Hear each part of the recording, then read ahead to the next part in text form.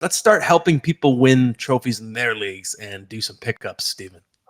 All right, let's start off with Sean Monahan. Okay, so I even wrote in my notes, sigh. I will relent because I was extremely skeptical about Sean Monahan. I was talking about him earlier on the show about someone I'd want to trade away. He's available in 63% of leagues. I'm going to relent for now. I was skeptical about his finishing ability and his health, but I think I should have considered that he was also playing on a bad team in terms of his finishing and getting put in good positions to score. Now, obviously, he's been quite a revelation for the Jets. 8 goals in his first 12 games, playing on that power play 1 unit. He is shooting 27.6% since joining the team. So we know that number is going to come down. But at the same time, at 5-on-5 since joining the Jets, he's actually converting or generating his highest percentage of high danger shot attempts in his entire career on a per 60 basis. So he is getting to more dangerous spots, which is probably a product of just having better players around him. So maybe this is kind of sustainable. I would still sell high if you have him just because of the injury history. But if he's available in your league, I think it's time to pick him up. All right. Next up, medium pickup of the week, and it is Shane Pinto of the Ottawa Senators. Yeah, Shane Pinto. This has been an interesting one. He was sort of a forgotten man, had fallen on the depth chart. Of course, the sports betting suspension missed half the year. Available in 75% of leagues. And he was already starting to leapfrog Josh Norris on that depth chart. And that was before Josh Norris went down with an injury that's going to, by all accounts, I think cost him the rest of the season. So now we have Pinto not even in competition anymore, locked into a top 6 role as one of the top 2 centers. And very quietly, 16 points in his last 18 games, getting more than 3 shots a game. So Pinto is really starting to show something. And I think this is someone, I don't want to say league winner, that might be a little too strong, but he's someone who could be a really nice boost for your team in a medium league down the stretch. If he starts, or if he continues, I should say, producing at this roughly point per game rate. I've been a big Shane Pinto fan since watching him play in junior, for college and everything. A guy that just has a great shot, great offensive instincts, gets to the net, does a lot of great things. Obviously, the start of the year was not the way he wanted, but kind of seeing how he's been able to rebound since returning to the game has been awesome to see. Another guy on Ottawa, really Greg, you should also be looking at him because, man, his underlying numbers, I love it right now. He's doing some good stuff. But we're going to talk about a different rookie instead this time, and it's Tyson Forester of the Philadelphia Flyers as the deep pickup.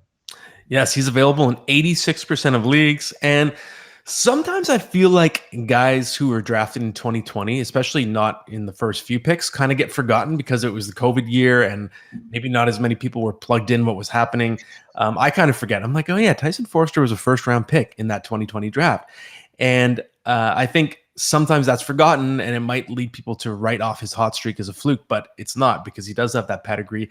He's got 9 goals, or going into Monday, actually, he had 9 goals in his last 9 games, playing in first line, playing top power play unit. He's not going to score a goal per game the rest of the season, but this is someone who is really starting to find his groove at the NHL level. And as the Flyers continue to sort of shift into this semi-rebuild, you never know who else they're going to ship out. I just don't think there's going to be a ton of competition for Forster to continue to have a really prominent role the rest of the season. And he's also averaging more than a hit per game. So in a banger format, that's a nice little boost as well. So he should be owned in most leagues at this point.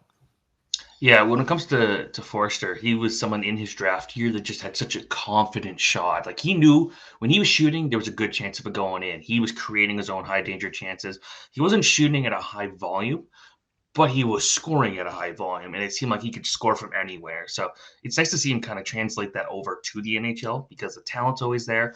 But you mentioned the 2020 draft. I don't know how much you remember about how long of a draft that was, but I'm pretty sure day 2 took like 11 hours or something like that. Mm-hmm. Something stupid. There were so many lost internet for this GM. It's like, I hated that day. It was so bad. I remember leaving afterwards and being so mad at how long that took. Mostly because I had to film a video afterwards, and that was painful. At least the in-person drafts are done in a few hours, and everyone can go home. The WTF pickup of the week is someone that actually was very valuable for me in my 12-team league, and that is Dylan Cousins. Dylan Cousins of the Buffalo Sabres, available in 37% of leagues. And if you look at that season stat line, 14 goals, 38 points, it's definitely disappointing.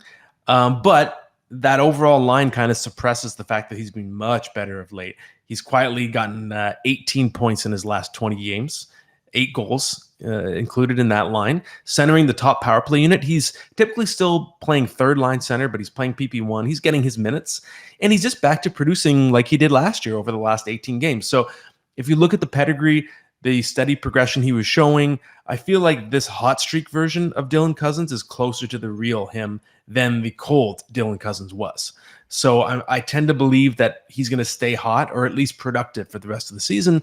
And based on what he gave us in the past, he should be owned in far more leagues than he is at the moment.